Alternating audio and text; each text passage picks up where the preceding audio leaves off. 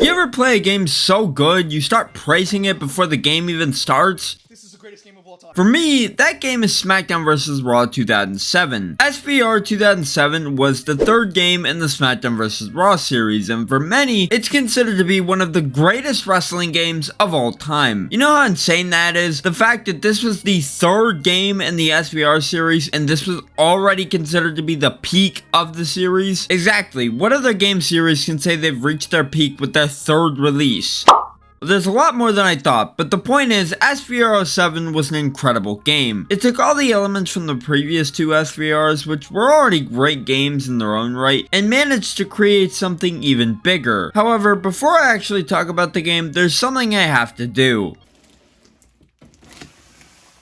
This is a box. What's inside the box, you might ask? That's a good question. Now, the box in question was sent to me by my good friend Remorse, and apparently he threw in something extra in the box. Don't know what it is, but what the fuck is that? An image of a guy absolutely devouring a sandwich. Is that a sandwich? Who knows and who cares? There's still something else inside the box. It could be anything. A car, a copy of Smackdown vs. Raw 2007. It's an Xbox 360. Not just any Xbox 360. Though. This one is modded. Well, you might as well just lock me up already. Anyways, thanks again to Remorse for sending this out to me. Now, let's get back to the video. Smackdown vs. Raw 2007 was released in November of 2006 and would be the first Smackdown vs. Raw game to come to Xbox, as the first SVR as well as SVR 06 were exclusive to the PlayStation 2. If you were on the original Xbox, you weren't getting anything that even remotely resembled Smackdown vs. Raw. You were gonna play WrestleMania 21 and like it, damn it. Now yes, while I did say this was the first SVR game to come to Xbox, the game was only released for the Xbox 360, leaving original Xbox players in the dust. Of course, much like SVR 06, the game also saw releases on the PS2 and PSP. No PS3 version though, which, let's be honest, was pretty disappointing. Imagine spending $600 on a PS3 at launch just to be told you can't play Smackdown vs. Raw 2007.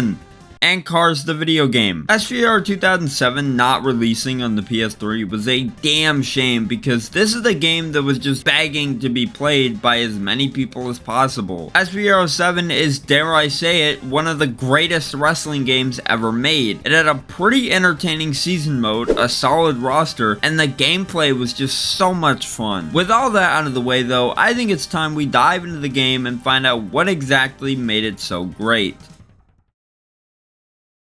Starting with the gameplay, the best way I can describe it is, well, have you ever done crack? Well, imagine that, but instead of crack, you're playing Smackdown vs. Raw 2007. SVR 07 plays like a dream. The gameplay in this game is so smooth and fast-paced that it makes other wrestling games feel slow in comparison. This game just gives zero fucks about realism and lets you do whatever the hell you want. Now, not to say there isn't simulation elements in the game, there definitely is with the stamina mechanic, but once you turn it off, matches instantly go from being somewhat realistic to batshit insane. Hell, you can even spin the spinner belt by pressing right trigger during the entrance of whoever has the belt on. It's the little things like that that make me appreciate this game even more. The gameplay of this game feels like a culmination and improvement of both the previous SVR games that came before this one. The original SVR and SVR 06 were great games, but SVR 07 just takes what those games did with their gameplay and adds to it. Yeah, remember when sports games were different with each new release every year? What a time it was. Anyways, thanks to SVR 07's gameplay being as fast and fluid as it is,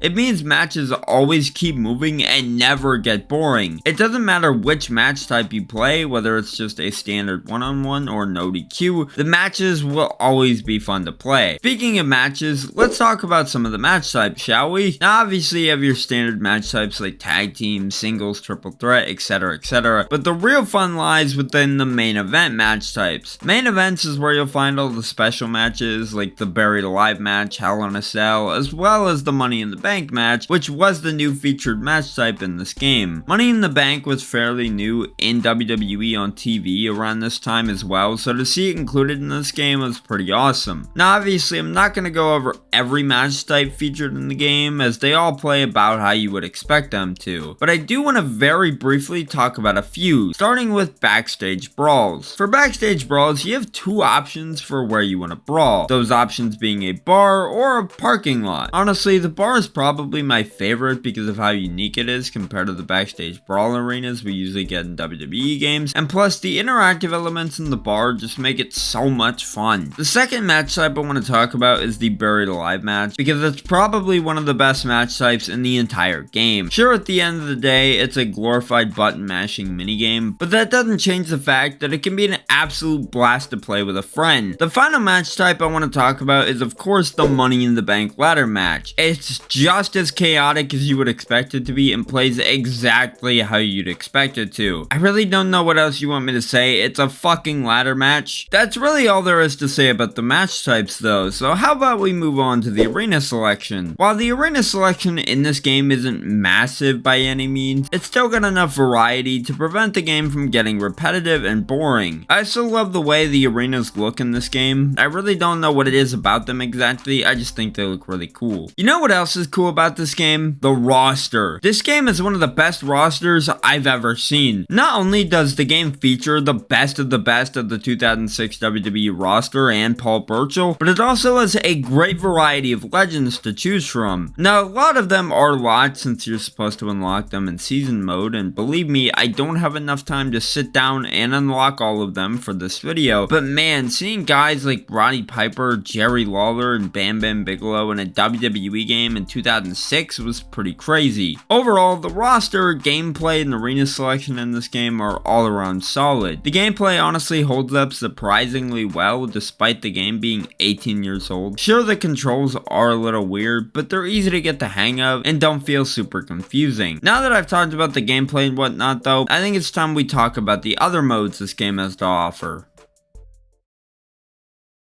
When it comes to extra modes, this game gave you 3, which consisted of GM mode, pay-per-view mode, and of course, a season mode, which was to be expected around this time. The first mode I want to talk about is GM mode, because it's by far the most talked about mode from this game. GM mode in this game is a lot of fun. When starting the mode, you have the option of either sticking with the default Smackdown and Raw rosters, or being able to draft your own roster. I definitely think drafting your own roster is the best option, because where's the fun in just using a default roster? You're then able to choose which brand you want to control, with the options being Raw or SmackDown. Once you choose your brand, you're then able to draft a roster. No Gunther McGurdy in this one, but you know what? I'll take it. Upon starting the draft, the computer was already cooking me. I mean, look, I chose Candice Michelle and John Cena. The CPU got DX. It was at this point when I realized if I wanted to beat the CPU, I was gonna have to make a good pick. So of course, with this in mind, I chose Daivari.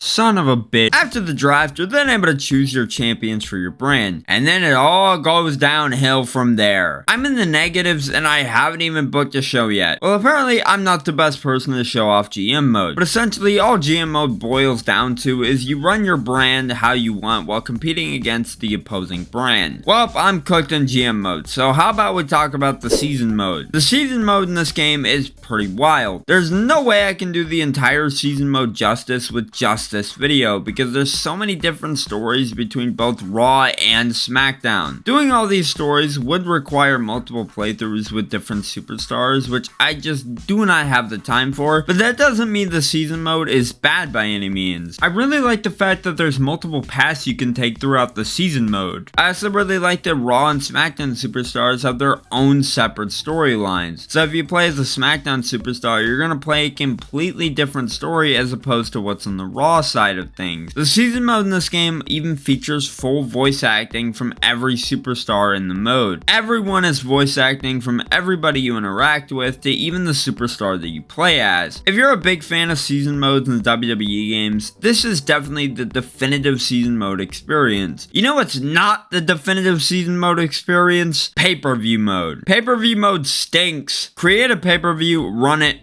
that's it. It's probably the least interesting mode in the entire game, and I wouldn't find myself ever really playing it. I'm sure there's someone out there who genuinely enjoys this mode, but it's just not for me. Honestly though, that's about it for the extra modes in this game. The GM mode is a lot of fun, as I said earlier. The game's season mode is the best season mode we've ever had in a wrestling game, and the pay-per-view mode just blows. With that though, I feel like I've covered all this game has to offer, so let's get this over with.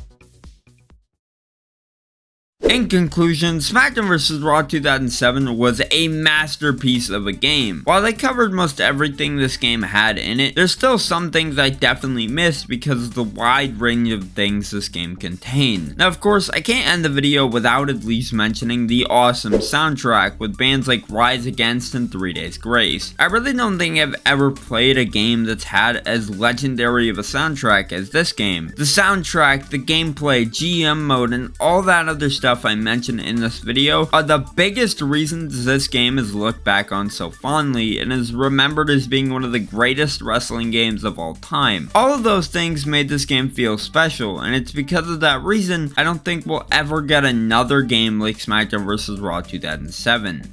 I just hope the game gets a PS3 release soon.